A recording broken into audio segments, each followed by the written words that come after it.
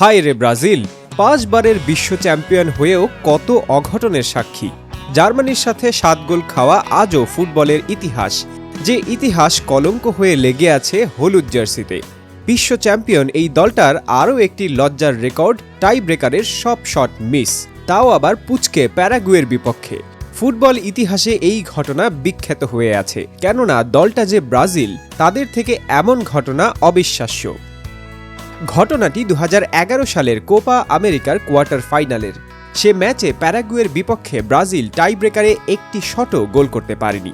ব্রাজিলের হয়ে শট নিয়েছিলেন এলানো, টিয়েগো সিলভা, আন্দ্রে সান্তোস, ফ্রেড। এই ৪ জন খেলোয়াড়ই গোল করতে ব্যর্থ হন, যা নিয়ে রীতিমতো সমালোচনা শুরু হয় বিশ্ব ফুটবলে। টাই ব্রেকার ফুটবলের স্বাভাবিক একটি বিষয়। দুই দলের খেলায় ফলাফল না আসলে টাই ব্রেকারে খেলার ফলাফল নির্ধারণ করা হয়। যে টাই ব্রেকারের জুয়ায় অনেক নামি দামি প্লেয়ার পরাস্ত হয়েছে, একটা দুইটা শট মিস করেছে, কিন্তু একটা দলের সবাই টাই ব্রেকার মিস করবে, তাও আবার ব্রাজিলের মতো দল, তা মেনে নেওয়া কষ্টকর হলেও এমনটাই করেছে ৫ বারের বিশ্ব চ্যাম্পিয়ন ব্রাজিল।